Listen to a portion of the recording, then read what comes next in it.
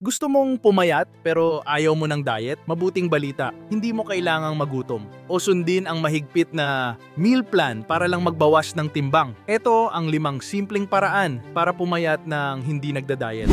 1. Kumain ng mas mabagal. Kapag mabagal kang kumain, mas mabilis mong mararamdaman ang pagkabusog. Ayon sa pag-aaral, tumatagal ng 20 minuto bago maramdaman ng utak na busog ka na. Kung mabilis kang kumain, may tendency kang mag-overeat bago mo pa mapansin na sapat na pala ang kinain mo. 2. Uminom ng tubig bago kumain. Minsan, akala mo gutom ka pero uhaw ka lang. Ang simpleng pag-inom ng isang basong tubig bago kumain ay makakatulong para mapigilan ang sobrang pagkain. Bukod dito, pinapabilis din ng tubig ang metabolism mo. 3. Gumamit ng mas maliit na plato. Alam mo bang may psychological trick para hindi ka mag-overeat? Gumamit ng mas maliit na plato. Kapag maliit ang plato mo, mukhang mas marami ang pagkain, kaya mas satisfied ang utak mo kahit konti lang ang nakakain mo. Simple pero epektibo.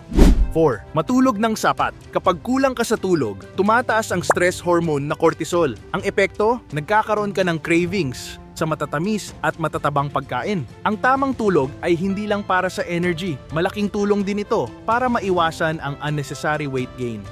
5. Gumalaw kahit kaunti lang. Hindi mo kailangang mag-gym agad para pumayat. Kahit simpleng paglalakad, pagsayaw o paglilinis ng bahay ay nakakatulong sa calorie burning. Araw-araw, subukan mong gumalaw kahit 30 minuto lang. Maliit na effort pero malaki ang epekto sa katawan mo. Walang mahigpit na diet, walang problema. Sundin lang ang mga tips na to at unti-unti mong makikita ang pagbabago. Kung gusto mo pa ng ganitong fitness tips, i-like at i-subscribe ang channel. Maraming salamat sa panonood.